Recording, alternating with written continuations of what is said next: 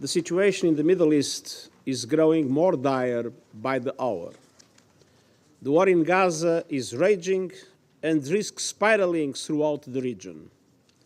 Divisions are splintering societies, tensions threaten to boil over. At a crucial moment like this, it is vital to be clear on principles, starting with the fundamental principle of respecting and protecting civilians. I have condemned unequivocally the horrifying and unprecedented 7 October acts of terror by Hamas in Israel. Nothing can justify the deliberate killing, injuring, and kidnapping of civilians or the launching of rockets against civilian targets. All hostages must be treated humanely and released immediately and without conditions. And I respectfully note the presence among us of members of their families. Excellencies, it is important to also recognize the attacks by Hamas did not happen in a vacuum. The Palestinian people have been subjected to 56 years of suffocating occupation. They have seen their land steadily devoured by settlements and plagued by violence, their economy stifled, their people displaced, and their homes demolished. Their hopes for a political solution to their plight have been vanishing. But the grievances of the Palestinian people cannot justify the appalling attacks by Hamas, and those appalling attacks cannot justify the collective punishment of the Palestinian people. Excellencies, even war has rules. We must demand that all parties uphold and respect their obligations under international humanitarian law, take constant care in the conduct of military operations to spare civilians, and respect and protect hospitals, and respect the inviolability of UN facilities, which today are sheltering more than 600,000 Palestinians.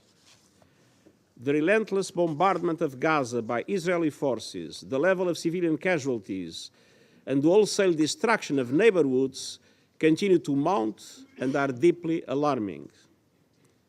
I mourn and honor dozens of UN colleagues working for UNRWA. Sadly, at least 35 and counting, killed in the bombardment of Gaza over the last 2 weeks. I owe to their families my condemnation of these and many other similar killings. The protection of civilians is paramount in any armed conflict. Protecting civilians can never mean using them as human shields. Protecting civilians does not mean ordering more than 1 million people to evacuate to the south, where there is no shelter, no food, no water, no medicine, and no fuel, and then continuing to bomb the south itself. I am deeply concerned about the clear violations of international humanitarian law that we are witnessing in Gaza. Let me be clear, no party to an armed conflict is above international humanitarian law. Excellencies, thankfully some humanitarian relief is finally getting into Gaza, but it is a drop of aid in an ocean of need. In addition, our UN fuel supplies in Gaza will run out in a matter of days, and that would be another disaster. Without fuel, aid cannot be delivered, hospitals will not have power, and drinking water cannot be purified or even pumped.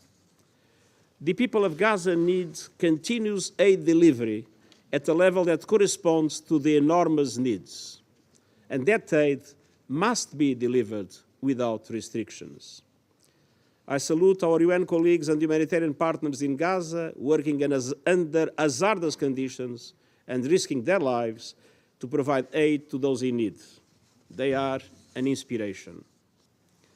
To ease epic suffering, make the delivery of aid easier and safer, and facilitate the release of hostages, I reiterate my appeal for an immediate humanitarian ceasefire.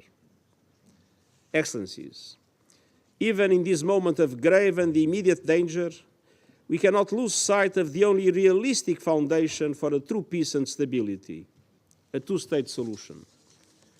Israelis must see their legitimate needs for security materialized, and Palestinians must see their legitimate aspirations for an independent state realized in line with the United Nations resolution, international laws, and previous agreements. And finally, we must be clear on the principle of upholding human dignity.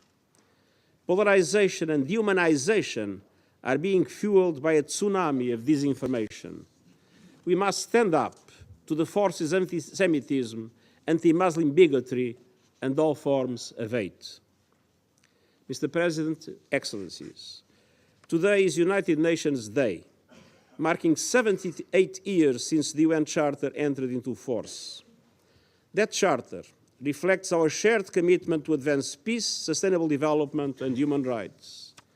On this UN Day, at this critical hour, I appeal to all to pull back from the brink before the violence claims even more lives and spreads even further. Thank you very much. I thank the Secretary General for his briefing. I now give the floor to Mr. Thor Venneland. Mr. President, Excellencies, members of the Security Council, I thank you for your sustained attention to the grave developments unfolding in Israel and the occupied Palestinian territory, particularly in and around Gaza. In light of the horrific violence of these past weeks, allow me to begin by expressing my most sincere condolences to the thousands of families in Israel, Palestine, and across the globe who are in mourning, in shock, and in profound pain. This includes the families of 35 UN staff killed in Gaza. The abhorrent attack launched by Hamas on 7 October and Israel's devastating, ongoing military operation in Gaza have taken a staggering toll on civilians and deeply shaken Israelis and Palestinians alike. As I told this Council last week, and the Secretary General has just expressed, the events we are witnessing are unprecedented. They risk expanding to the wider region and may have profound long-term impact on the dynamics of the Israeli-Palestinian conflict. Mr. President, on the morning of 7 October, Hamas and other Palestinian armed groups launched a large-scale complex assault on Israel. The unprecedented attack saw an estimated 1,500 Hamas and Palestinian Islamic Jihad militants from Gaza infiltrate some 20 Israeli communities and military facilities in the Gaza periphery by land, sea, and air, while thousands of rockets were launched towards central Israel, including Tel Aviv and Jerusalem. Testimony and evidence emerging from the tragic day reveal a sickening killing spree, designed to terrorize, with appalling scenes of brutality, massacres, hostage-taking, including against infants and young children. In all, Hamas and other Palestinian militant groups killed over 1,400 Israelis and foreign nationals, the bloodiest attack in Israel's history. This includes over 1,000 civilians, many of them women and children, and over 360 security forces personnel. Over 5,400 Israelis were injured. At least 220 civilians, including women and children, as well as soldiers, were abducted and taken into Gaza Strip as hostages. While not confirmed, Hamas has said that 22 hostages were killed by Israeli strikes. I welcome the release of 4 hostages and recognize the important role of Qatar in this regard.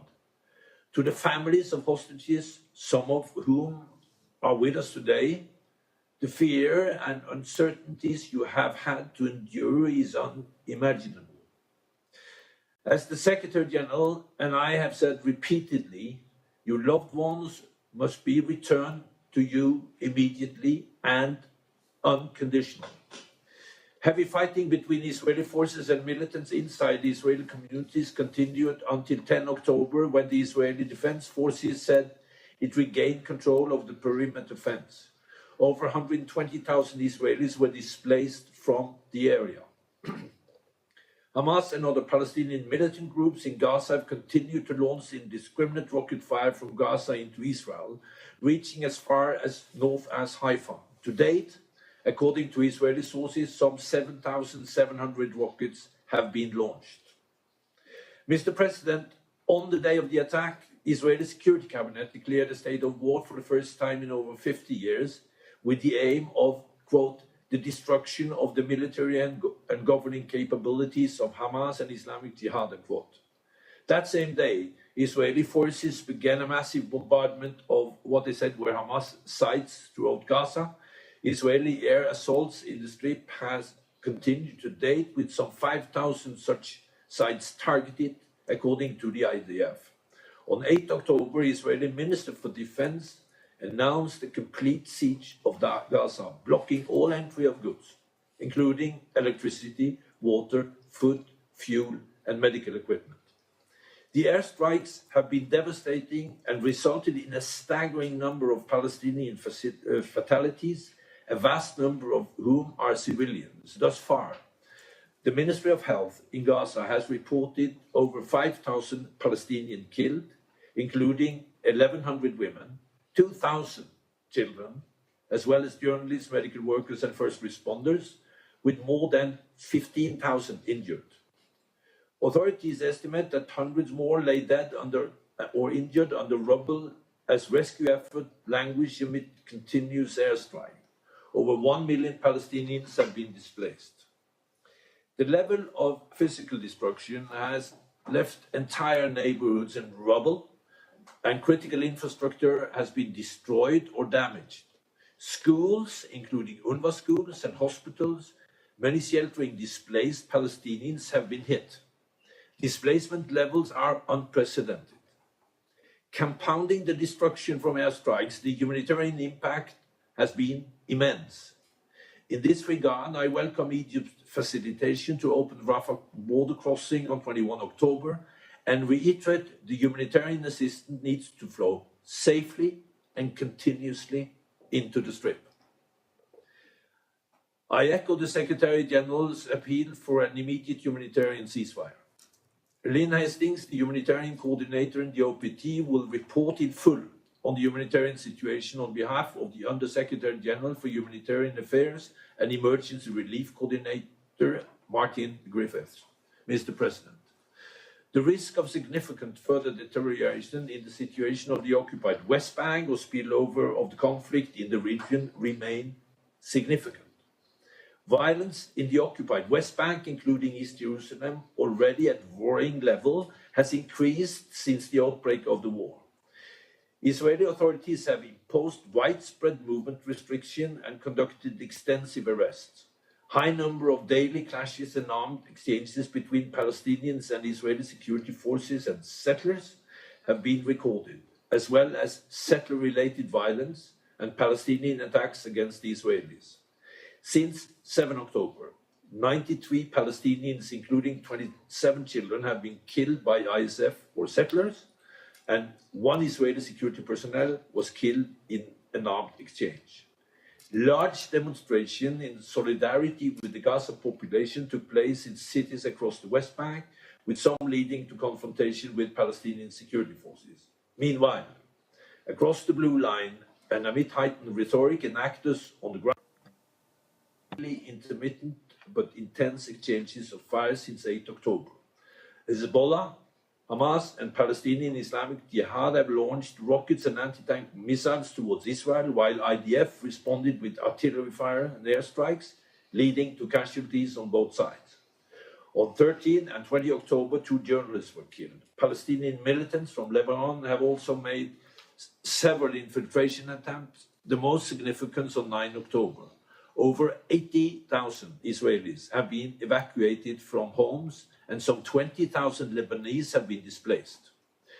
On the Golan, the Israeli Defense Forces responded on 10 October with artillery and mortar shells towards what they said were a number of launches from Syria towards Israel. Syrian state media reported Israeli air attacks on 12 and 22 October, targeting the international airports of Damascus and Aleppo, and on 14 October, Aleppo International Airport. UNDOF continued to engage with both parties, urging them to exercise maximum restraints in respect of their obligation under the 1974 agreement on the disengagement of forces. Mr. President, the Secretary General has been very clear in expressing the UN condemnation of the horrific attacks by Hamas and others on 7 October and deep alarm of the scale of Israeli airstrikes and the scope of civilian casualties and destruction in Gaza. Over this past week, the Secretary General and I have been pursuing any and every opportunity to address the situation on the ground and to prevent further civilian death and misery. It is critical that we, as a united international community, employ all our collective efforts to end the bloodletting and prevent the further expansion of hostilities, including in the region. The stakes are astronomically high, and I appeal for all relevant actors to act responsibly. Any miscalculation could have immeasurable consequences. In this regard, I welcome Egypt's convening of the Cairo Peace Summit on 21 October and the efforts of the state in the region and beyond to address the unfolding humanitarian catastrophe before us and to pave the way for unlocking a real and serious peace process. Mr. President, these devastating events are not divorced from the broader context of the occupied Palestinian territory, Israel, and the region, where dynamics are deeply intertwined. The unresolved conflict and continued occupation shape the reality of every Israeli and every Palestinian. For 15 years, the Palestinian population have been living under militant rule and a strict closure regime as the Palestinian divide hardened.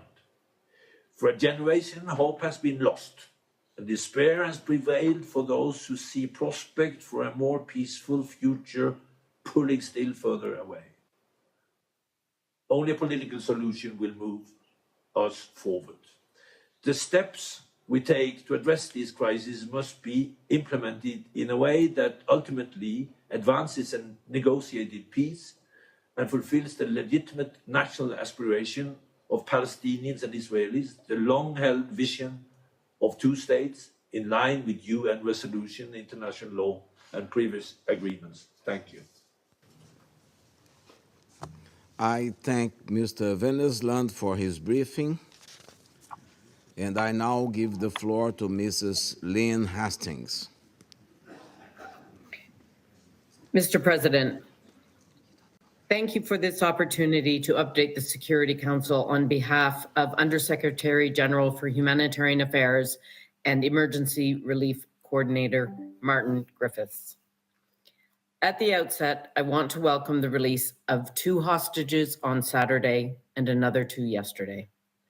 We are grateful to the Arab Republic of Egypt and the Emir of Qatar for mediating their release, and to the International Committee of Red Cross for facilitating. However, the more than 200 hostages still being held must be released without condition or any further delay. We welcome all diplomatic efforts to secure their release and demand that, in the interim, they be treated humanely and be allowed to receive visits from the ICRC.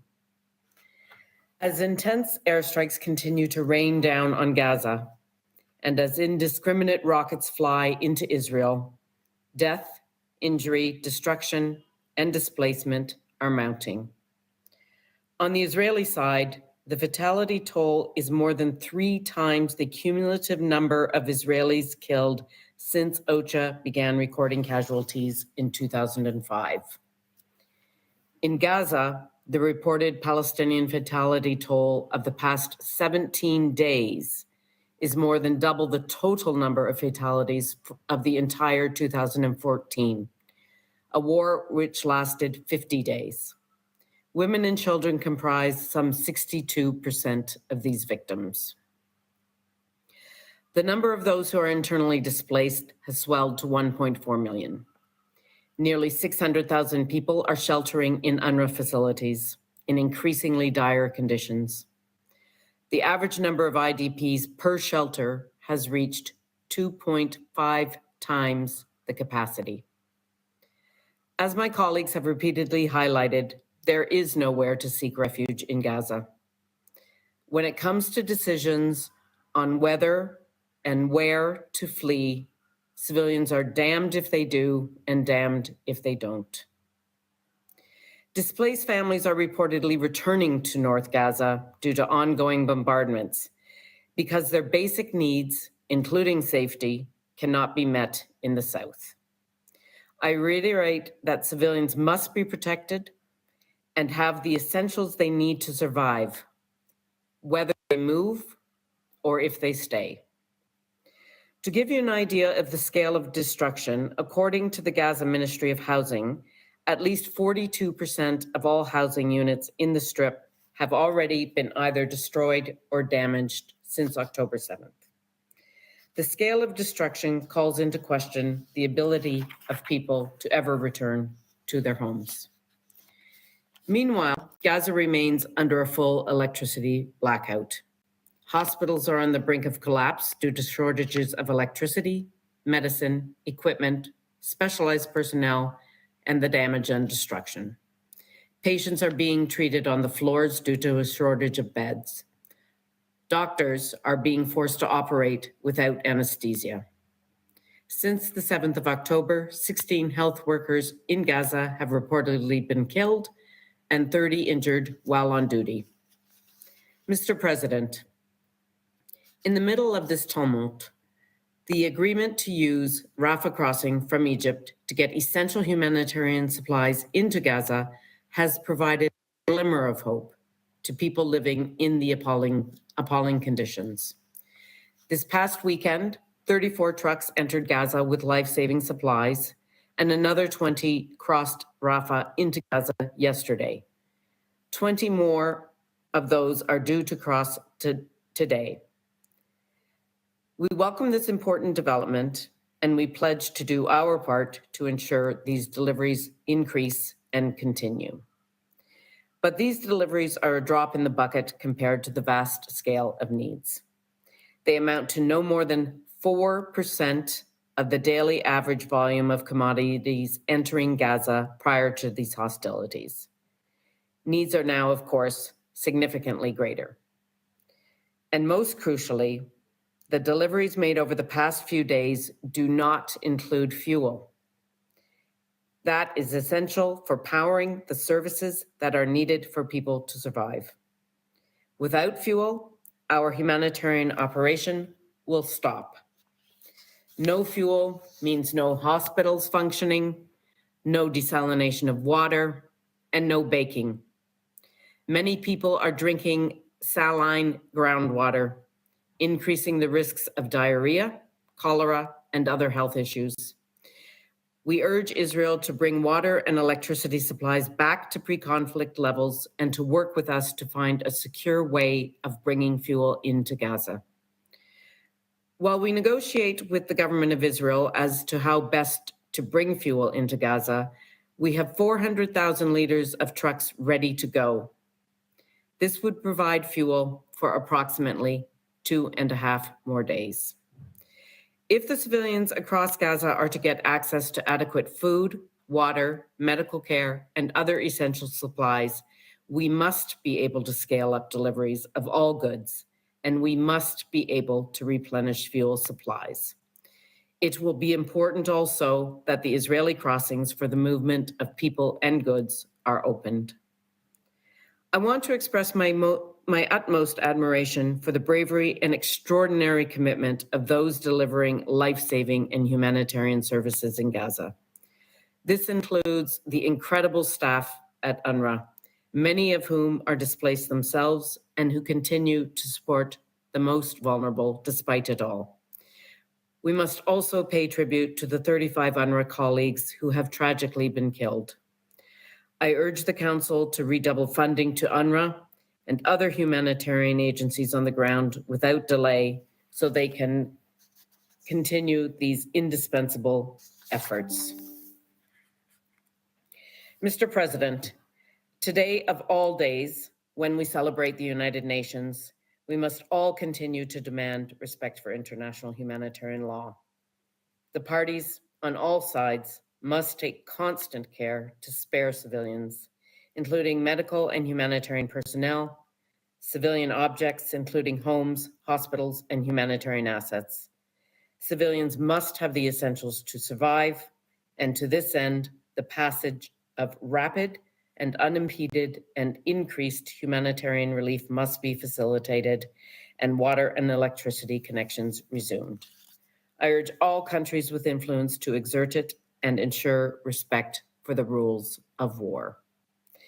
Mr. President, agreement on the resumption of aid deliveries and the release of a small number of hostages over the past few days shows that through diplomacy, negotiations, humanity can prevail, and we can find humanitarian solutions, even in the depths of this conflict. In this spirit, I reiterate the Secretary General's call for an immediate humanitarian ceasefire to ease this epic human suffering. If we are to prevent any further descent into this humanitarian catastrophe, dialogue must continue to ensure essential supplies can get into Gaza at the scale needed, to spare civilians and the infrastructure they depend on, to release hostages, and to avoid any further escalation and spillover. The world is looking to the member states around this council to play its part in leading the way. Thank you. I thank Mrs. Lynn Hastings for her briefing, and I now give the floor to His Excellency Mr. Riyad Al-Maliki, Minister of Foreign Affairs and Expatriates of the Observer State of Palestine.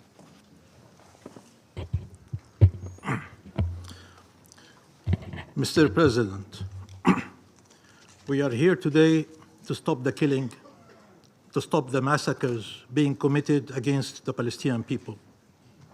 The ongoing massacres being deliberately and systematically and savagely perpetrated by Israel, the occupying power, against the Palestinian civilian population under its illegal occupation must be stopped. The Security Council has a duty to stop them. The international community is obliged under international law to stop them. It is our collective human duty to stop them. Now, continued failure at this council is inexcusable. Mr. President, we express appreciation to Brazil for convening this session of the Security Council and elevating its participation in light of the gravity of the situation we are facing. We thank the Secretary General of the United Nations for his sobering briefing and for his tireless efforts, and that of the UN agencies and humanitarian staff on the ground, particularly UNRWA, working round the clock under the most inhumane conditions to aid our people and uphold a minimum sense of humanity. We mourn with them the senseless killing of UNRWA staff and other humanitarian workers, including doctors, nurses, and paramedics, who were directly targeted by this ongoing barbarous aggression. They are heroic champions of humanity at a time of abject depravity. Mr. President, over 2 million Palestinians are on a survival mission every day, every night. By the time representatives are done delivering their speeches today, 150 Palestinians will have been killed, including 60 children. In the last 2 weeks, over 5,700 Palestinians have been killed, including over 2,300 children and 1,300 women. Compared to the population of Gaza, that is the equivalent of 145,000 British citizens or 700,000 US citizens. Almost all those killed by Israel are civilians. Over 1 million displaced, 170,000 housing units destroyed. Excellencies, only international law and peace are worthy of your country's unconditional support. More injustice and more killing will not make Israel safer. No amount of weapons, no alliance will bring to it security. Only peace will. Peace with Palestine and its people. The fate of the Palestinian people cannot continue to be dispossession, displacement, denial of rights, and death. Our freedom is the condition of shared peace and security. You have all spoken of the Palestinian people's legitimate grievances, addressing them, of their legitimate aspirations, help achieving them, of their right to self-determination, support its realization. For those actively engaged to avoid an even greater humanitarian catastrophe and regional spillover, it must be clear that this can only be achieved by putting an immediate end to the Israeli war launched against the Palestinian people in the Gaza Strip. Stop the bloodshed. There is no amount of humanitarian aid that can address the situation if more death, destruction, and devastation are imposed on our people in Gaza. There is no way to contain underlying tensions in our region if that reality does not change. There are so many fronts open for war and none for peace. Some of my colleagues spoke to me about the pain and anger of bereaved families. Every family in Gaza is a bereaved family. No one is spared. No one is safe. Where is the solidarity with them? Where is the empathy towards them? Where is the outrage for their killing? If these expressions are genuine, they cannot be accompanied by excuses for the killer and reasons for him to continue the killing. We should be on the same side, all of us who believe in justice and in peace, in the rule of international law, in the value and sanctity of human life. We should stand shoulder to shoulder in these moments. But that is only possible if everyone recognizes the value of Palestinian life, the need to uphold Palestinian rights. This is only possible if you offer unconditional support to the rule of international law and the objective of peace, not to those breaching the former and destroying the latter. Sooner or later, you will have to admit that the interests of your countries and those of this Israeli government are not aligned, but rather opposed. The sooner you recognize it, the more lives can be saved, the more chance we have to walk back from the abyss. It may be hard to imagine in these circumstances a different reality. The effort and energy it would take, the difficult choices it implies, the political cost it carries, the changes to policies it entails. But as we said repeatedly, it is worth it. Because of the alternative, the one we are living in right now, the one the Palestinian people have been experiencing for decades. There is a reality where no Palestinians and no Israelis are killed, where all enjoy equal measures of freedom, peace, and security. That reality is the one that deserves all your efforts and all your resources. Invest in peace, not war. Support justice, not vengeance. Stand for freedom, not justify continued subjugation and occupation. Billions of people from all faiths and all origins care about the fate of the Palestinian people. They measure against it all the statements and positions of your countries. They consider it the ultimate test for the values one proclaims and the norms we all enacted. In Gaza, under the rebels lies over 1,000 Palestinians and all the values and all the norms. Under the bombs, 2 million Palestinians and all the values and all the norms. Abandoning the Palestinian people is betraying those values and norms. You either rescue the international law-based order or leave it to die there. We thank all those who have taken an equivocal position and offered support, starting with the countries of our region, who understand more than any other the implications of the continued inhumane and barbaric attacks against our people, but also countries across the globe, peoples in your streets the moral voices of this world, please listen to them. You have families, and some of you evoked them when Israelis were killed. How you could not but think of your loved ones and what pain and suffering you would feel if they had endured a similar fate. I am therefore convinced you cannot be numb to a reality where all the people you love, your parents, grandparents, siblings, children, grandchildren, aunts, uncles, and cousins, and in-laws are all in danger of imminent death, or worse, have all been killed in one strike, in one instant. That is happening repeatedly. Can you feel their pain? Can you imagine the day after for them, for that child who is the only survival for his entire family?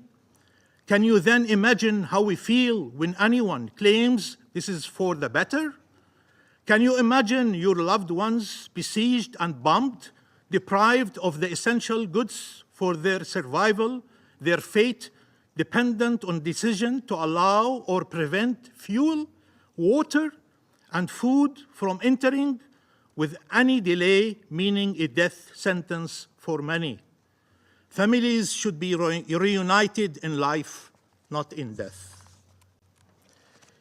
If you say you are for international law, international humanitarian law, and for protection of civilians, then nothing can justify what Israel is doing. This is targeting of civilians, or at best inhumane, unlawful, indiscriminate attacks. This is collective punishment.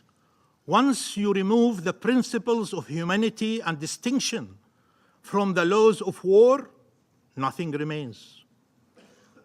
These are crimes and should be treated as such. What Israel is doing is constant with its belief that we are subhumans, or human animals, as they put it. But surely you don't share that belief. You do not believe our lives are less worthy, less sacred, more expendable. So imagine what you would do if bombs were falling on Israel, killing civilians by the thousands, and then ask, why is this any different? Israel has killed thousands of Palestinians over the years, and yet no one suggested that entitled us to start killing Israeli civilians, neither under a right to defend ourselves, to protect our own, or to resist. Your message was always clear. Nothing can justify killing Israeli civilians. Well, nothing justifies killing Palestinian civilians. Nothing. I will turn right now to speak in Arabic, please.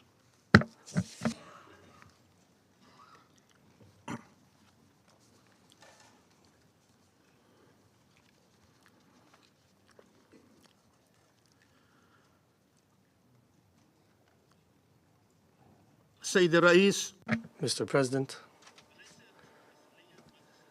is it not the Security Council's duty to maintain international peace and security and preserving the principles and purposes of the UN Charter that have guaranteed to our peoples to save the generations from the scourge of war, and taking these joint and effective measures to prevent the causes that threaten peace as per the principles of international law and justice? Or is it difficult for your Security Council to uphold its responsibility and its mandate and resolutions without selectivity or double standards when it relates to Palestine? Is it not the Security Council's role to address the aggression that targets newborn babies and men and women and children, and providing Palestinian civilians with protection against the continued crimes of the occupation, and addressing the root causes of the issue, and addressing the reasons for instability and insecurity,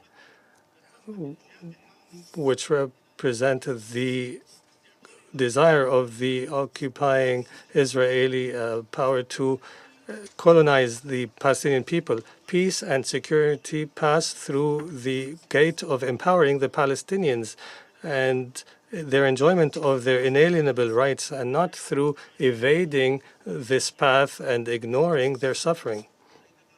Mr. President, in the Universal Declaration of Human Rights, and I quote, "Disregard and contempt for human rights have resulted in barbarous acts which have outraged the conscience of mankind," end quote. Here, I address the international community and ask, represented by your council, is your human conscience not offended by the crimes of the Israeli occupation over the course of 56 years of its colonial occupation, or by the terrorism, killing, destruction, and starvation to which the Palestinian people are exposed today? Doesn't this wholesale killing offend you through the Israeli targeting of innocent persons and houses of worship and other civilian objects and the humanitarian staff? Depriving our people of their humanity does not offend you. The statements by Israeli officials do not offend you that call for ethnic cleansing and genocide, and that describe the Palestinian people and children as children of darkness and as human animals in order to allow for killing. Does this not offend the conscience, the continued blockade for 16 years and the starvation of the people and the prevention of water, food, fuel, and other necessary supplies? Does this not offend the human conscience to target civilians in Gaza, as well as Jerusalem and in the West Bank, and the desecration of holy sites and the magnitude of civilians that must fall so that your august council can call for ending this madness and impunity? Do not mistake the devastating war against the civilians in the Gaza Strip is an extension of the aggression by this occupation against our people to continue its colonization of our land. Peace and security cannot and will not be achieved by crushing the skulls of infants or through wiping out Gaza or turning it into a hell or reducing its area, as has been announced repeatedly by everyone who carries out this killing and destruction. It will also not materialize by arming thousands of terrorist settlers and encouraging them to continue their terror attacks against our people in Jerusalem and the occupied West Bank. Mr. President, the Palestinian children in Gaza are writing their names on their hands so that they not become unknown corpses, and so that they not be buried in collective graves. This is a revenge against children and women and civilians, which has been agreed by the world to prevent, and the purposes of the UN Charter has sought to contain that and prevent it. Yes, Mr. President, Israel is avenging against women and children and the entire Palestinian people. They are taking revenge on the victim that continues to demand its rights to freedom and independence and return. The people who remain resilient in the face of aggression, supported by hate speech, led by the occupying authorities who want to continue the crime of the Nakba. As our great poet has said, Mahmoud Darwish, we are the victim that has tried all forms of killing, including the most modern weapons, but we are the miracle that does not die and cannot die. End quote. The world witnesses the killing and destruction and mass arrests and displacement carried out by Israel against the Palestinian people, and has coexisted with these crimes and impunity and even protected it instead of searching for a radical solution to the occupation. Ending the occupation and realizing the rights of the Palestinian people is the only way to ensure regional and international stability, security, and peace, not killing more Palestinians. The serious escalation in the area is mainly caused by the absence of rights, and therefore the urgent solution required from the Council today is to call for immediate cessation of the Israeli aggression and ceasefire, and to work urgently to secure humanitarian access in all parts of the Gaza Strip, and to end the forced displacement, and to provide international protection for the Palestinian people and achieve justice through accountability. In addition to the necessary practical measures to address the root causes of the issue and end the Israeli occupation of Palestinian territory, with Jerusalem as the capital of a Palestinian state, as per your resolutions and as per the peace process and international law, and also empowering the Palestinians to enjoy their inalienable rights, including the return of refugees and self-determination, as per Resolution 194. War and peace start from Palestine. Our area has suffered enough wars. Gaza today is the world capital. All eyes are fixed on Gaza. Do not fail the test. There's a resilient people in Gaza who have tolerated what no human can tolerate. Enough torture, enough killing, enough injustice.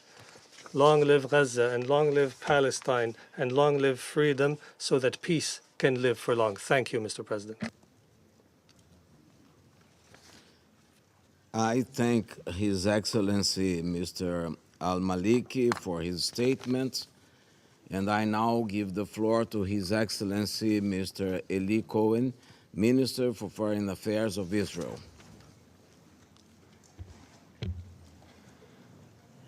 Mr. President, Minister of Foreign Affairs, members of the Security Council, as we meet here today, young babies, children are held in Gaza. This is beyond imagination, a living nightmare. Ofri, 10 years old, Avigail, 3 years old, Maya, 17 years old, Raz, 4 years old, Aviv, 2 years old, Ariel, 4 years old, Kfir, little Kfir, only 9 months, Yuval, 8 years old, Ofir, 17 years old. There are just a few of the many children and babies that have not seen evil.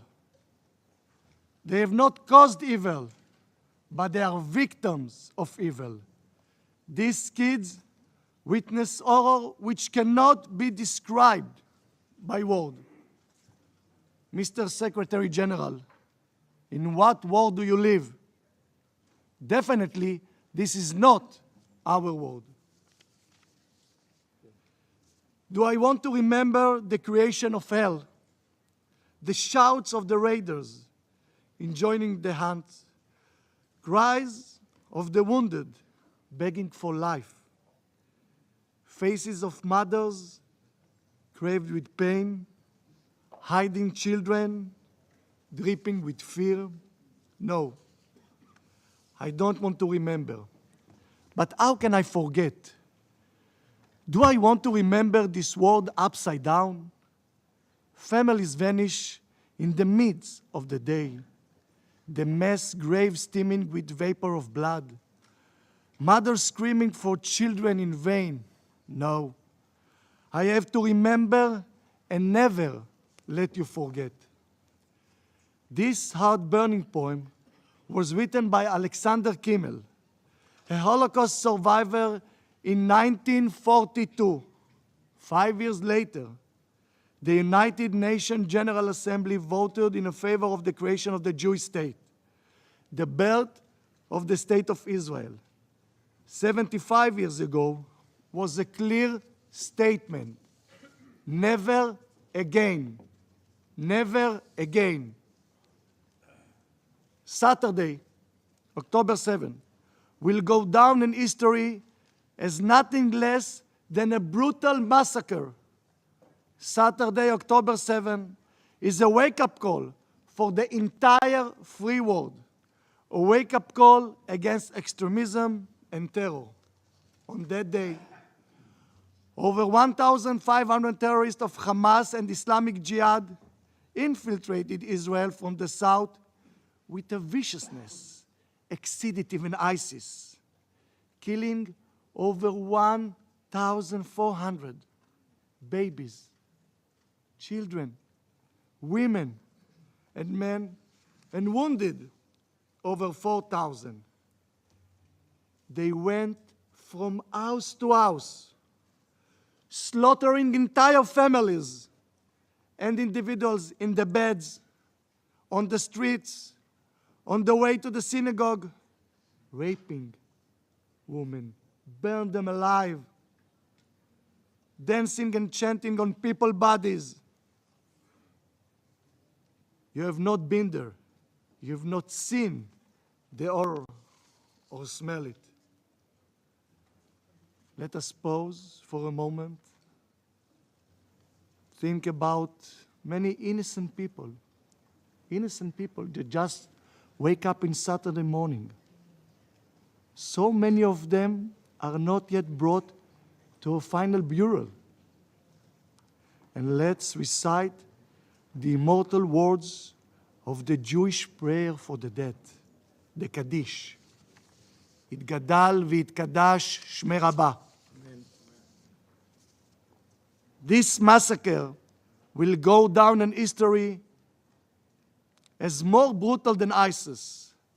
Hamas are new Nazis. Hamas are the new Nazis. Just as the civilized world united defeat the Nazis, just as the civilized world united to defeat ISIS, the civilized world has to stand united behind Israel to defeat Hamas. Let us not mistaken about Hamas' intention. I'm sure, Secretary General, you can read it. Its charter clearly calls for the destruction and elimination of the State of Israel. This will never be. Over 220 were taken hostage. Among the hostages, children who have seen their parents murdered. Holocaust survivor, elderly in need for care and medicine. We call for immediate, the Red Cross access to all the hostages and their unconditional release. Present in this room, Moran Aloni. 7 members of his family were taken hostage. Moran's sister, Sharon Aloni Konyo, and Danielle Aloni were kidnapped with Sharon's husband, David, and their 3-year-old twins, Emma and Yuli. 3-year-old twin. Right now, while we are sitting here, they are held by the Hamas. Alongside Daniel's 5-year-old daughter, Amelia. Early morning, early Saturday, on the 7th of October, Sharon wrote on her family group chat that there are Hamas terrorists in their home, and they are hiding in the safe room.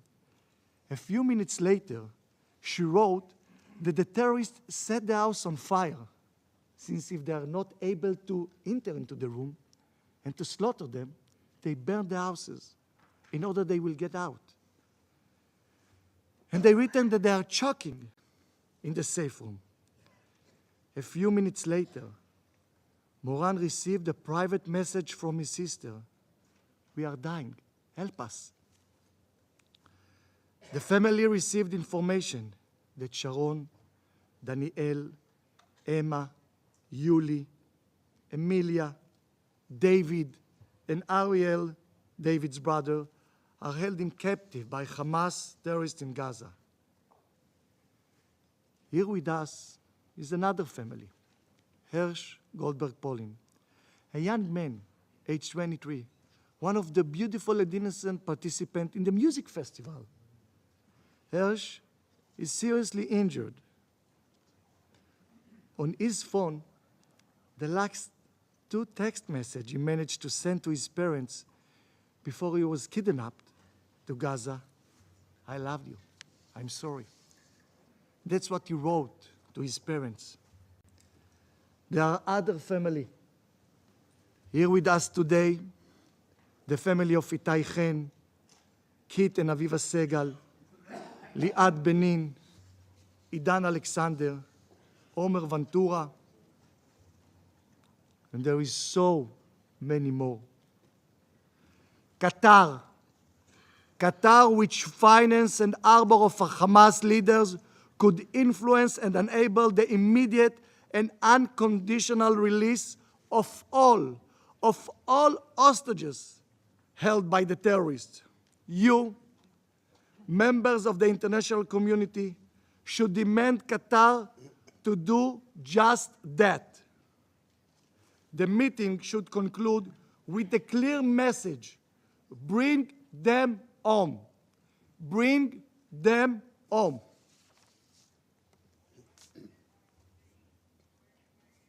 I would like to listen to this recording.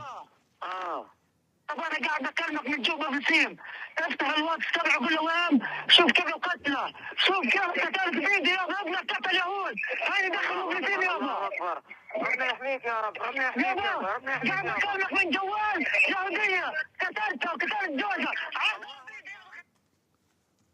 This is a terrorist of Hamas. What he said in Arabs, he's telling to his mother and fathers that he is proud that he has blood of 10 Jewish that he murdered. What monster they gave a birth to. Secretary General, this is the world that we live. We give Palestinian Gaza till the last millimeter. There is no dispute in regards to the land of Gaza. But they take the money they receive from the world, and instead of building hospital, office building, commercial center, they took the money to dig tunnels, to build rocket factory, not for the favor of the people. This is one example. And you see, and you can show all the movie that they film, and they're proud of this. The low lives were not speaking on behalf of Islam, human values, or fight for freedom. They were speaking on behalf of cruelty, malice, and hate. And you should all ask yourself, ladies and gentlemen, who do we face? We, Israel, we don't only have the right to defend ourselves. We have the duty to do so. This is not a right. This is a duty. I want to speak to all of you and to tell you, the West is next. The West is next.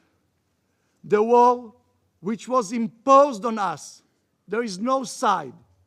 This war was imposed on us. Is not only Israel's war. It is the war of the free world. I hear the call for proportionality. I hear the calls, as said Lynn before, for a ceasefire. Tell me, what is a proportionate response for killing of babies? For rape women and burn them? For beheading of a child? How you can agree to a ceasefire with someone who swore to kill and destroy your own existence? How? The proportional response to October 7 massacre is a total destruction to the last one of the Hamas. It is not only Israel's right to destroy Hamas, it's our duty. For Israel, it's a matter of survival. The free world should remember and never forget what happened on October 7th. Today, this barbaric terror hit Israel. Tomorrow, it will be at everyone's doorstep, at everyone's doorstep. These terrorists don't have only Israel destruction in mind. Their dream is the world. Read about it. Exactly like the Nazis. They say it. They are willing to expand. This war was imposed on us. We have not chosen this war, but have no doubt we are going to win it. We are going to win it because this war is for life.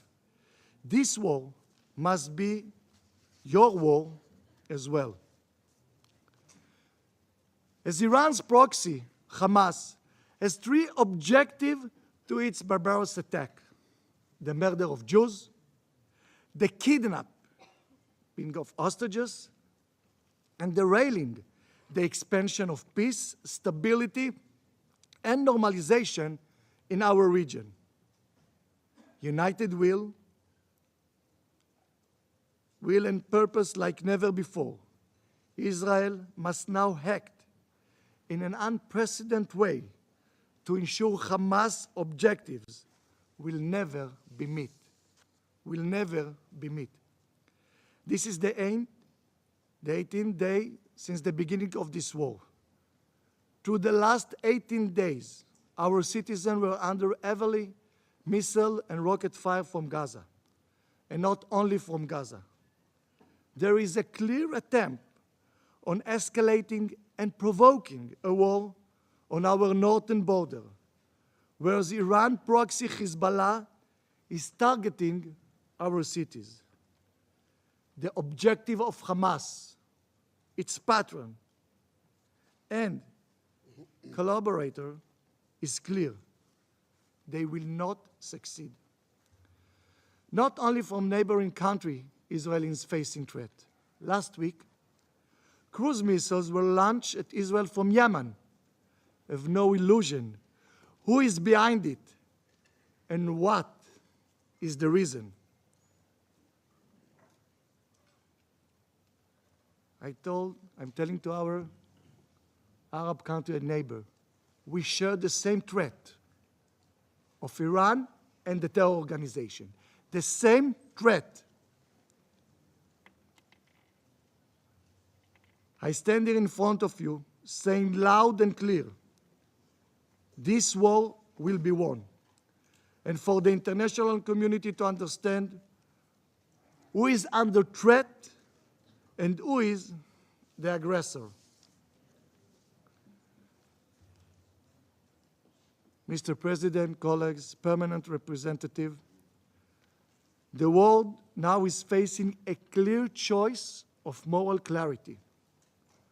One can be either part of the civilized world or surrounded to the forces of evil and barbarism.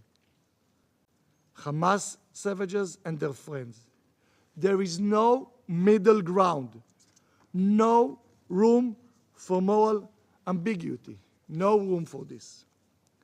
I want to thank all the government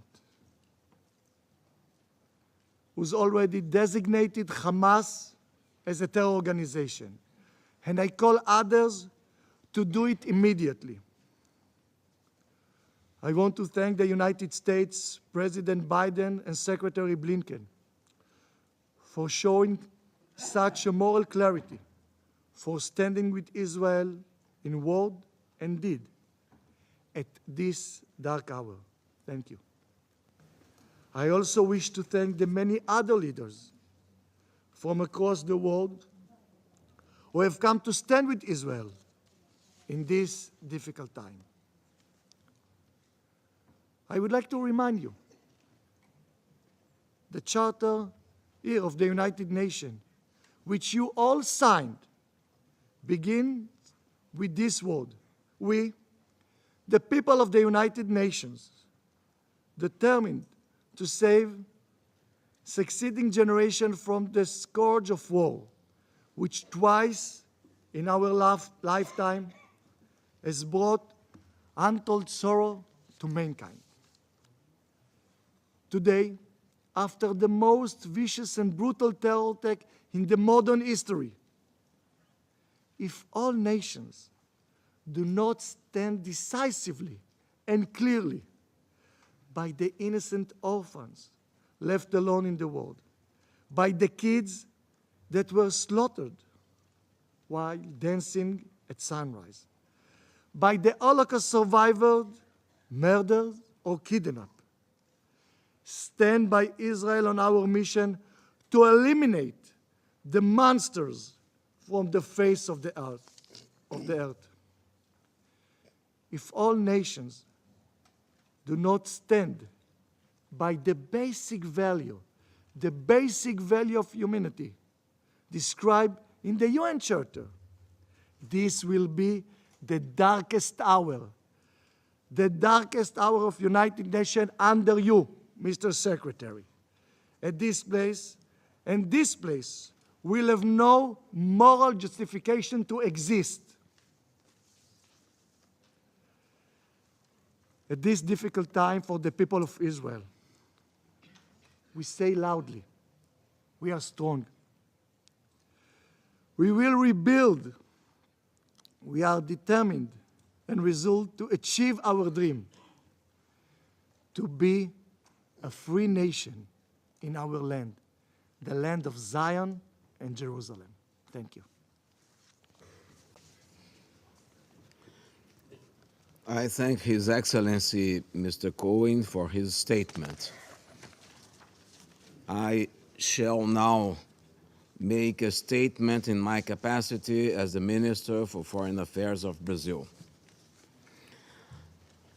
I thank the Secretary General Antonio Guterres, the Special Coordinator for Middle East Peace Process, Mr. Thor Vennesland, and Deputy Special Coordinator Resident and Humanitarian Coordinator for the Occupied Palestinian Territories, Mrs.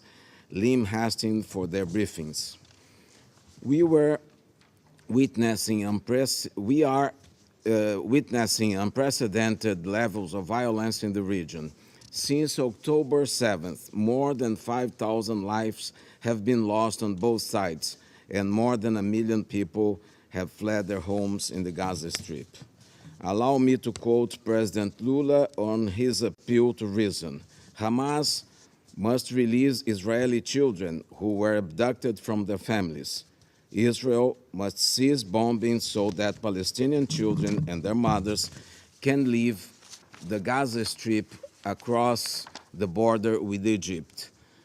There needs to be a minimum of humanity in the insanity of war. End of quote. What President Lula is underscoring is that we are dealing with both a hostage and a humanitarian crisis. The acts of terrorism carried out against civilians in Israel resulted in over 1,000 victims and the abduction of hundreds of innocent people, including children and the elderly. 3 Brazilian citizens have been confirmed dead, victims of Hamas attacks. As we deeply mourn their passing, we cannot condone acts of terrorism. Violence only breeds further violence. I want to make an appeal, therefore, for the immediate and unconditional release of all civilian hostages in safety, in particular of women and children.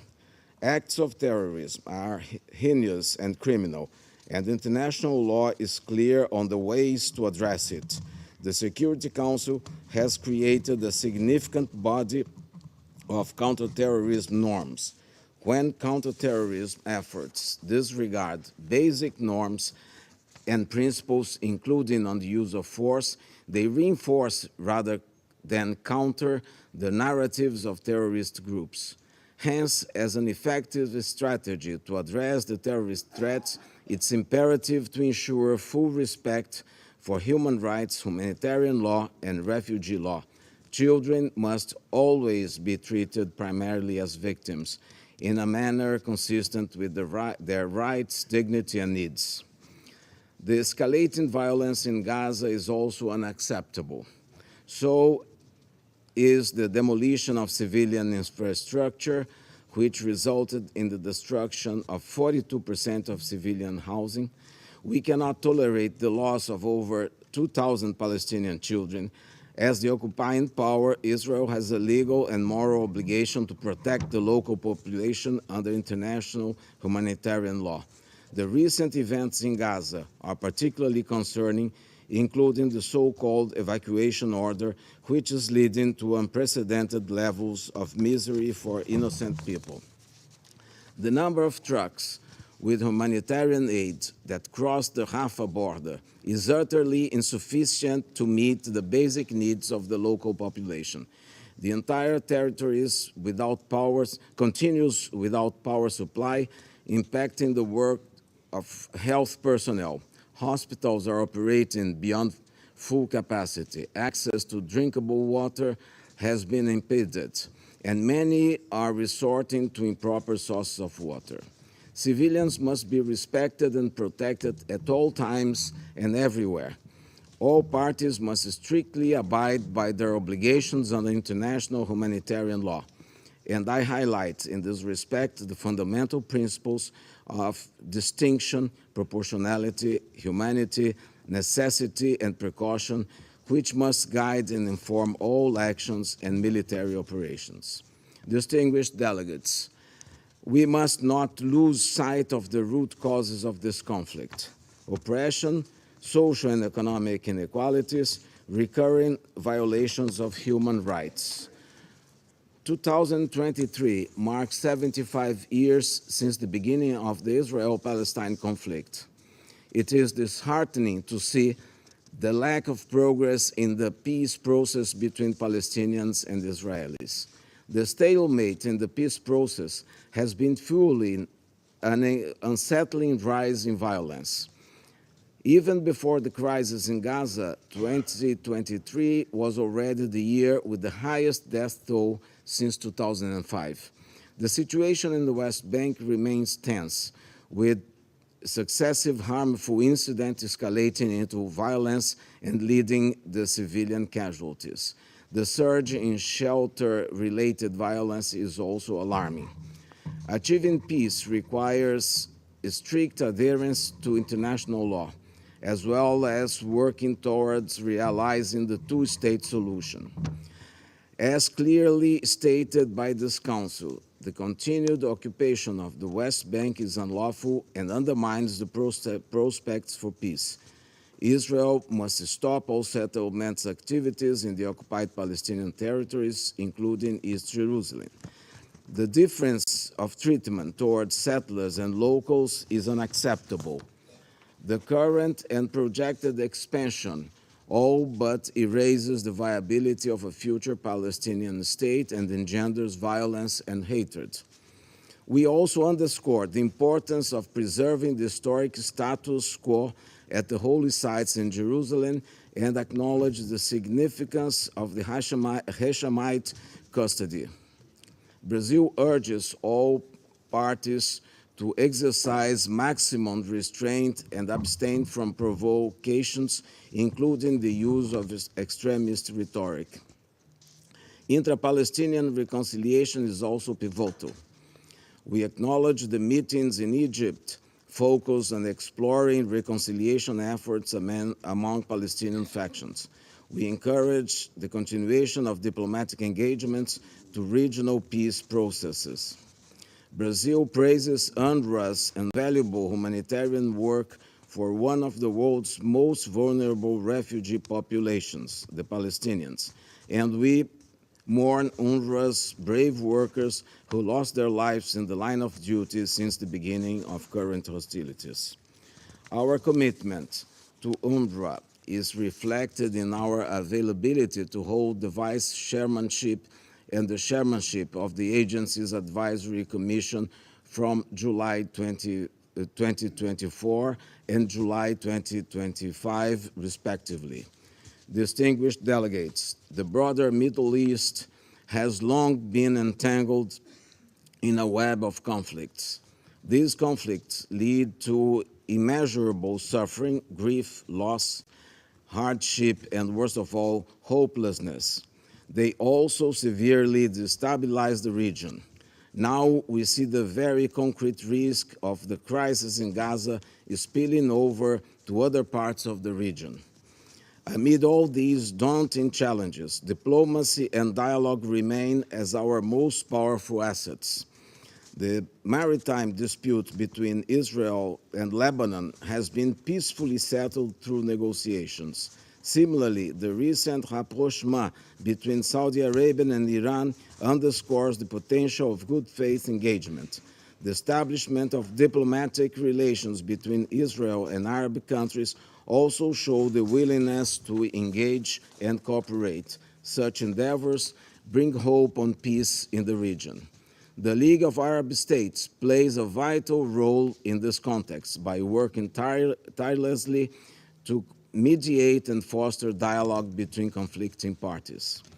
Distinguished delegates, the Council has a crucial responsibility in the immediate response to the unfolding hostage and humanitarian crisis. Much of the reputation of the United Nations depends on its approach to the ongoing crisis. Since 2016, the Council has not been able to pass a resolution on the situation in the region. Obstructive strategies have been impeding the crucial decision on international peace and security be taken.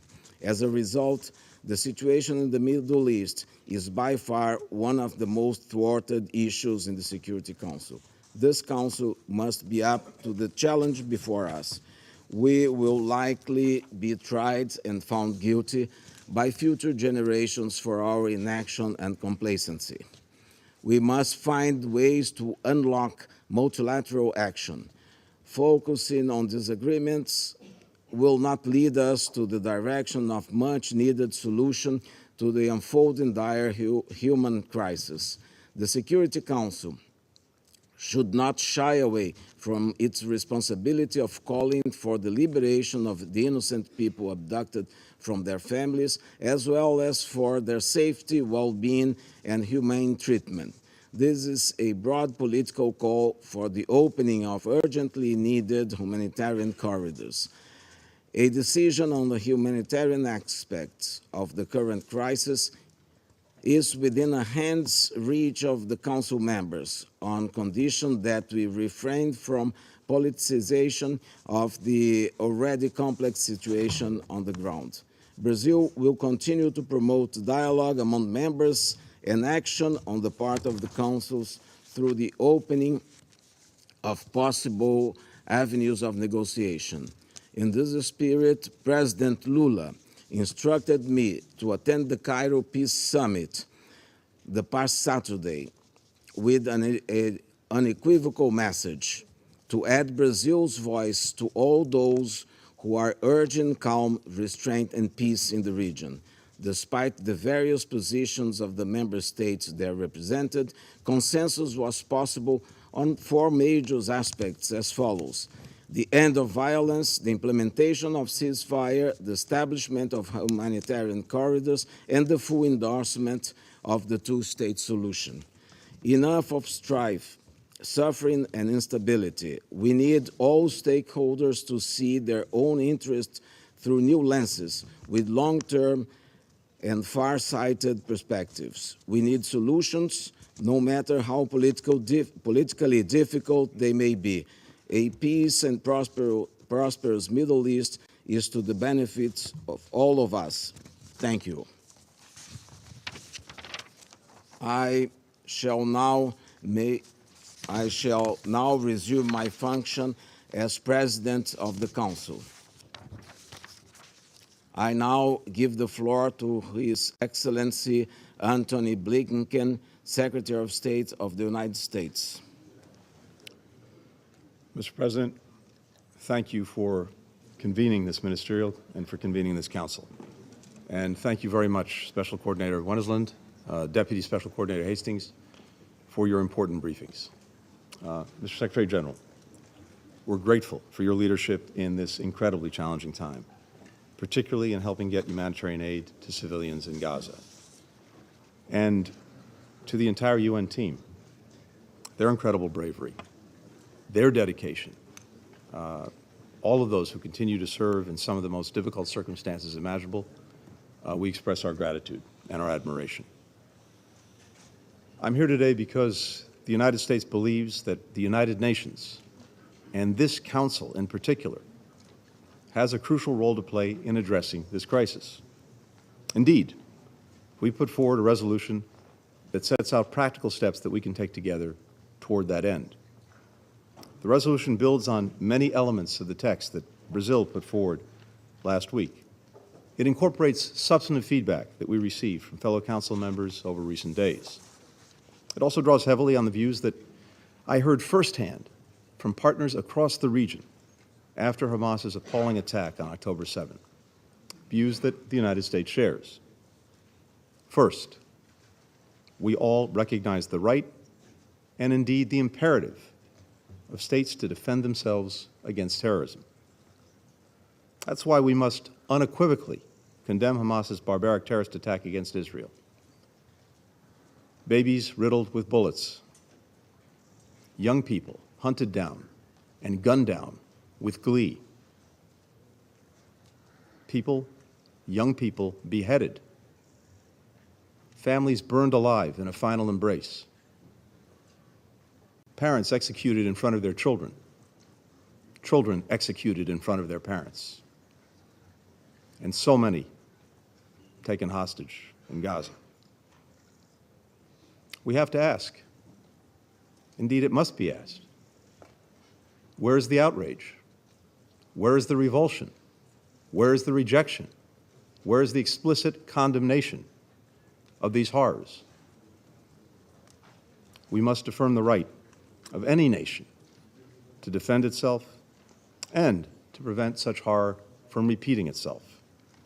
No member of this Council, no nation in this entire body could or would tolerate the slaughter of its people. As this Council and the UN General Assembly have repeatedly affirmed, all acts of terrorism are unlawful and unjustifiable.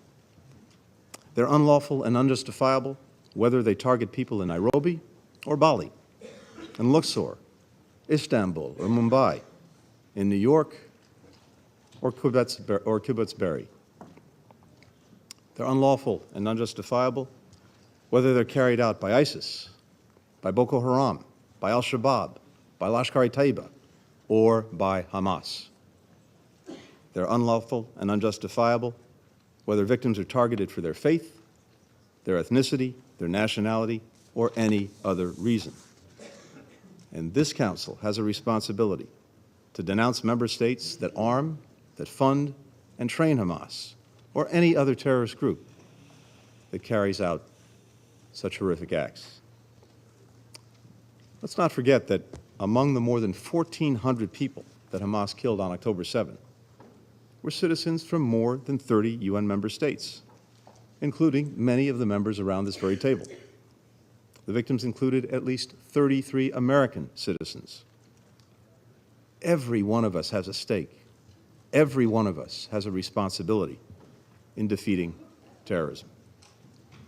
Second, we all agree on the vital need to protect civilians. As President Biden has made clear from the outset of this crisis, while Israel has the right, indeed the obligation, to defend itself, the way it does so matters. We know Hamas does not represent the Palestinian people, and Palestinian civilians are not to blame for the carnage committed by Hamas. Palestinian civilians must be protected. That means Hamas must cease using them as human shields. It's hard to think of an act of greater cynicism. It means Israel must take all possible precautions to avoid harm to civilians. It means food, water, medicine, and other essential humanitarian assistance must be able to flow into Gaza and to the people who need them. It means civilians must be able to get out of harm's way. It means humanitarian pauses must be considered for these purposes. The United States has worked relentlessly to make real these principles. We continue to coordinate closely with Egypt, Israel, and partners across the region, as well as with the United Nations, to build mechanisms that will enable sustained humanitarian assistance to flow to civilians in Gaza without benefiting Hamas or any other terrorist group. President Biden appointed one of our most senior diplomats, Ambassador David Satterfield, to lead our humanitarian efforts, which he is currently doing on the ground. The United States has committed an additional $100 million in humanitarian assistance to Palestinians in Gaza and the West Bank, bringing the total aid that we've provided to the Palestinian people over the past 2.5 years to more than $1.6 billion. That makes the United States the largest single country donor, by far, to the Palestinian people. We call on all countries, particularly those with the greatest capacity to give, to join us in meeting the UN's appeal for the humanitarian situation in Gaza. At the heart of our efforts to save innocent lives in this conflict, and in every conflict for that matter, is our core belief that every civilian life is equally valuable. There is no hierarchy when it comes to protecting civilian lives. A civilian is a civilian is a civilian, no matter his or her nationality, ethnicity, age, gender, faith. That's why America mourns the loss of every single innocent life in this crisis, including innocent Israeli and Palestinian men, women, children, elderly people, Muslim, Jews, Christians, people of all nationalities and faiths, including at least 35 UN staff members. That's why it's imperative that we work to protect all civilians in this conflict, to prevent more deaths atop the many that have already occurred. The value we place on civilian life is the driving force behind our efforts to secure the release of hostages held by Hamas and other terrorist groups in Gaza. I, as others have, had the occasion to meet with families of those missing and suspected to be in the hands of Hamas on my recent trip. Several, as you know, are in this room with us today. None of us can imagine the nightmare they're living, something no family should have to endure. Their loved ones must be released immediately, unconditionally, and every member of this council, indeed, every member of this body, should insist on that, insist on that, insist on that. We're grateful to Qatar, to Egypt, to the ICRC for helping secure the release of 4 of Hamas's hostages. But at least 200 more, and again, from many of our nations, are still in the grip of Hamas. So, again, I implore every member here, use your voice, use your influence, use your leverage to secure their unconditional and immediate release. Third, we're all determined to prevent this conflict from spreading. This goes to the principal responsibility of the Security Council, maintaining international peace and security. A broader conflict would be devastating, not only for Palestinians and Israelis, but for people across the region and indeed around the world. To that end, we call on all member states to send a firm, united message to any state or non-state actor that is considering opening another front in this conflict against Israel, or who may target Israel's partners, including the United States. Don't throw fuel on the fire. Members of this council, and permanent members in particular, have a special responsibility to prevent this conflict from spreading. I look forward to continuing to work with my counterpart from the People's Republic of China to do precisely that when he visits Washington later this week. Now, it is no secret to anyone in this room or on this council that for years, Iran has supported Hamas, Hezbollah, the Houthis, and other groups that continue to carry out attacks on Israel. Iranian leaders have routinely threatened to wipe Israel off the map. In recent weeks, Iran's proxies have repeatedly attacked U.S. personnel in Iraq and Syria, whose mission is to prevent ISIS from renewing its rampage. So, let me say this before this council, and let me say what we've consistently said to Iranian officials through other channels. The United States does not seek conflict with Iran. We do not want this war to widen. But if Iran or its proxies attack U.S. personnel anywhere, make no mistake, we will defend our people, we will defend our security swiftly and decisively. To all the members of this Council, if you, like the United States, want to prevent this conflict from spreading, tell Iran, tell its proxies, in public, in private, through every means, do not open another front against Israel in this conflict. Do not attack Israel's partners. And we urge members to go a step further. Make clear that if Iran or its proxies widen this conflict and put more civilians at risk, you will hold them accountable. Act as if the security and stability of the entire region and beyond is on the line, because it is. Fourth and finally, even as we address this immediate crisis, we all agree that we must redouble our collective efforts to build an enduring political solution to the conflict between Israelis and Palestinians. The only road to lasting peace and security in the region, the only way to break out of this horrific cycle of violence, is through two states for two peoples. As President Biden has underscored from day one, Palestinians deserve equal measures of security, of freedom, of justice, of opportunity, of dignity. And Palestinians have a right to self-determination and a status of their own.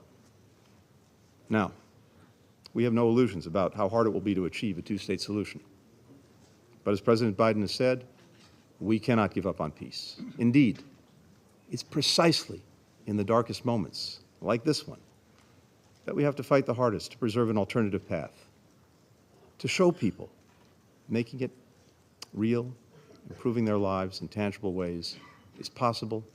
Indeed, it's necessary. We've heard many countries express support in recent weeks for a durable political solution. Our message today is this: help us build that solution. Help us prevent the spread of war that will make two states and broader peace and security in the region even harder to achieve. Members of this Council, we stand at a crossroads. Two paths lie before us. The difference between them could not be more stark. One is the path offered by Hamas. We know where it leads: death, destruction, suffering, darkness. The other is the path toward greater peace, greater stability, greater opportunity, greater normalization and integration. A path toward people across the region being able to live, to work, to worship, to learn, side by side. A path toward Palestinians realizing their legitimate right to self-determination and a state of their own. Nothing would be a greater victory for Hamas than allowing its brutality to send us down its path of terrorism and nihilism. We must not let it. Hamas does not get to choose for us. The United States stands ready to work with anyone who's ready to forge a more peaceful and secure future for the region, the future its people yearn for and so deserve. Thank you, Mr. President. I thank His Excellency Mr. Blinken for his statement. Now I give the floor to Her Excellency Mrs. Catherine Colonna, Minister for Europe and Foreign Affairs of France. Mr. President, I'd like to thank the Secretary General and his personal representative and the Special Coordinator for the Middle East peace process, and also the Deputy for having briefed the Council. I welcome the Secretary General's personal commitment to this situation, which is extremely worrisome, and make no mistake, is very dangerous. It's very worrisome in terms of the humanitarian situation, and dangerous because the region is facing a conflagration. Our Council must act now and shoulder its responsibilities. It's its duty, and it's our duty. It is our duty to condemn unambiguously Hamas's terrorist attack and that of other terrorist groups against Israel. A massive, inhumane, abominable attack, an attack against civilians, assassinated in cold blood, tortured, raped. No one can challenge the reality that on the 7th of October, Hamas, a terrorist group, launched an offensive against a UN member state, Israel. This terrorism also struck France. 30 French people died, and 9 of our people are missing. They are reportedly hostages. I reiterate our call for all hostages to be released immediately without conditions. Children, including French children, are today most probably being held hostage in Gaza. No one within this council can accept this. All hostages must be released. In light of this attack, I'd like to reiterate that France unswervingly stands in solidarity with Israel and unfailingly supports its security. Israel has the right to security. Israel has the right to defend itself and protect its people so that such an attack never, ever happen again. The President of the Republic reiterated this again today in Israel. I went there 9 days ago and I saw the pain and the suffering of the people. Israel has the right to defend itself while respecting international law, in particular international humanitarian law, and therefore to protect civilians. We're all aware as well that Hamas does not at all represent the Palestinians in the Gaza Strip, where Hamas reigns with terror. It is holding the population hostage.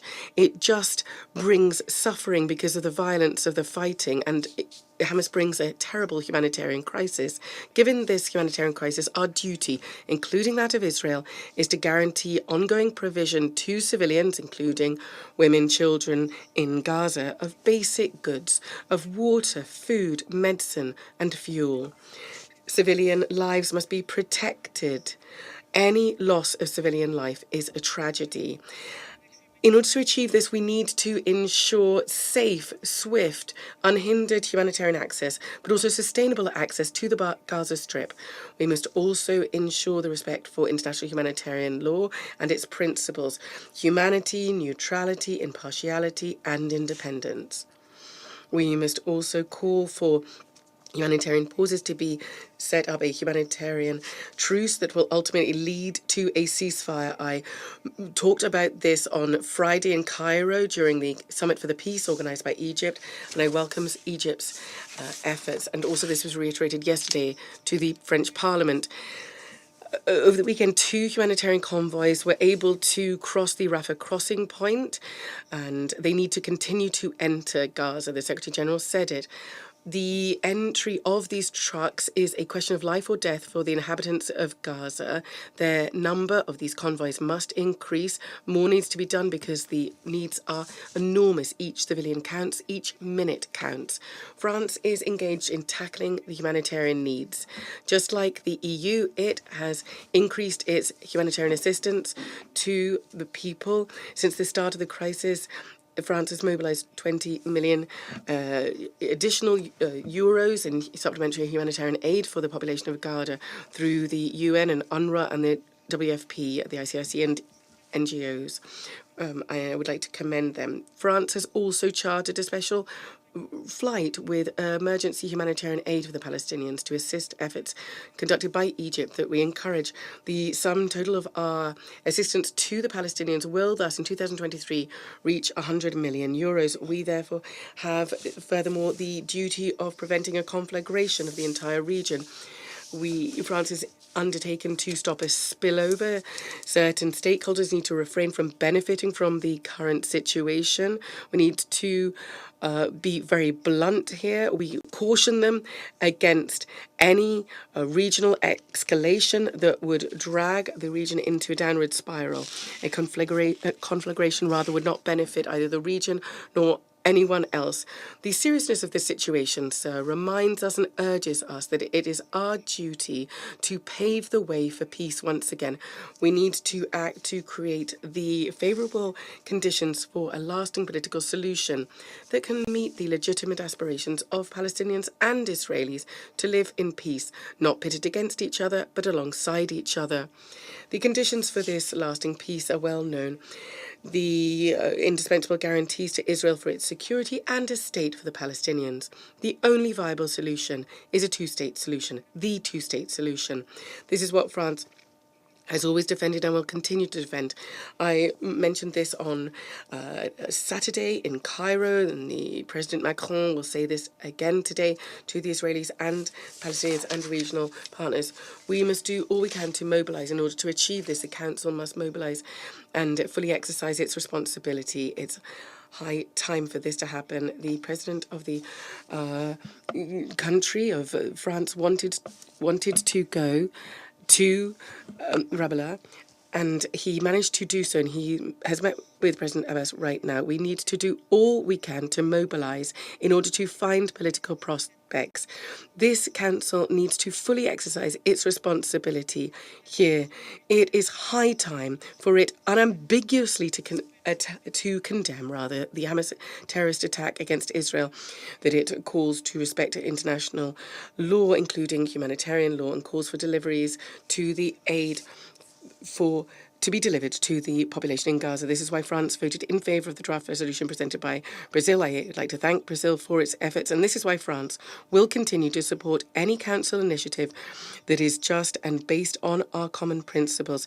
This council must act, and it must act now. Mr. President, the UN Charter came into force 78 years ago today. We're here to serve it and to serve the cause of peace. Today is a difficult day, and France calls on everyone to shoulder their responsibilities before the Charter and before humankind. Thank you very much. I thank His Excellency Ms. Colonna for her statement. And now I give the floor to His Excellency Mr. Michel Onanga Ndiaye, Minister for Foreign Affairs of Gabon. Thank you, Mr. President. Monsieur le Président. President, at the outset, I should like to thank you for having organised this open ministerial debate at a time when the situation in the Middle East is worsening every day and requires the utmost attention from the international community. I would like to seize this opportunity to congratulate you also for your country, Brazil's presidency of the Security Council this October. I would also like to welcome the participation in this debate of the Secretary-General, Mr. Antonio Guterres, and commend his efforts to foster the peace process in the Middle East. I closely followed the enlightening briefings from the Special Coordinator, Mr. Tor Wennesland, and the Deputy Special Coordinator for the Middle East Peace Process, Resident Coordinator and Humanitarian Coordinator for the Occupied Palestinian Territory, Ms. Lynn Hastings. The horrifying attacks by Hamas in Israel on the 7th of October last are once again a tipping point in the Israeli-Palestinian conflict.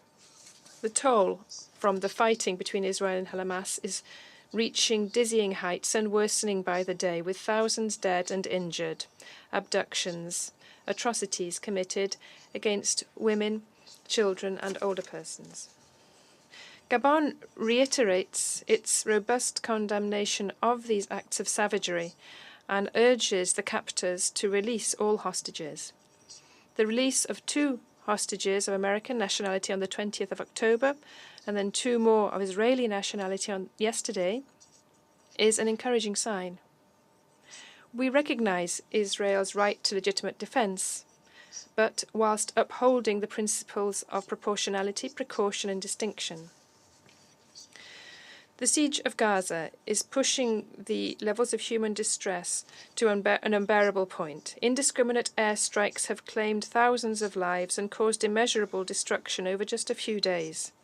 The recent attacks against the Orthodox Church and the Ali Arabi Hospital in Gaza are the dreadful reflection of an escalation of violence which is surpassing all limits.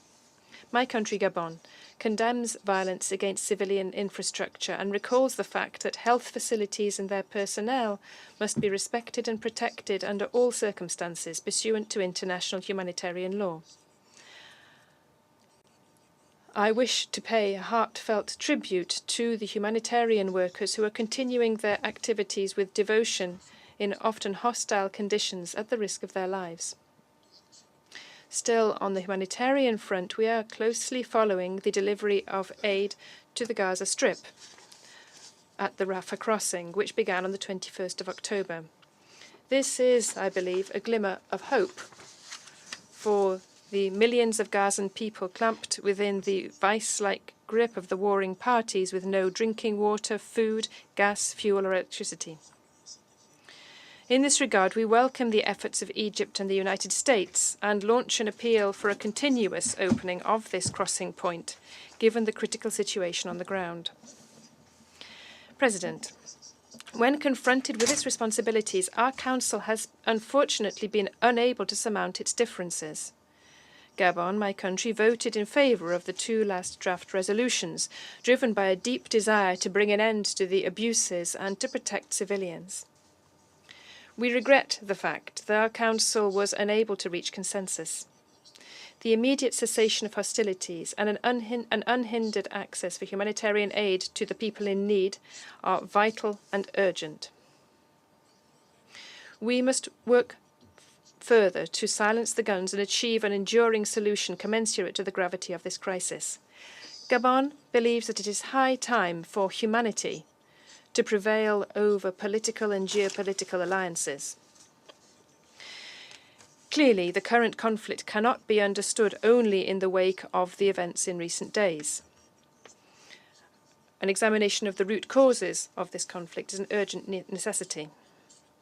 The continued policy of expanding settlements, demolitions and evictions, particularly in the occupied West Bank, including East Jerusalem, the blockade on Gaza, religious provocation, terrorist attacks on Israeli soil, the recurrence of bellicose speech, as well as the seizing of tax revenues that Israel collects from workers from the Palestinian Authority on its behalf. All of these are major obstacles to building global, just and lasting peace. The manifest violations of international law and the resolutions of the Security Council, particularly resolutions 1860 and 2334, must urgently cease. Given all of the above, Gabon, my country, reaffirms its attachment to the two-state solution, Palestinian and Israeli states living side by side on the basis of internationally recognized borders with Jerusalem as their capital.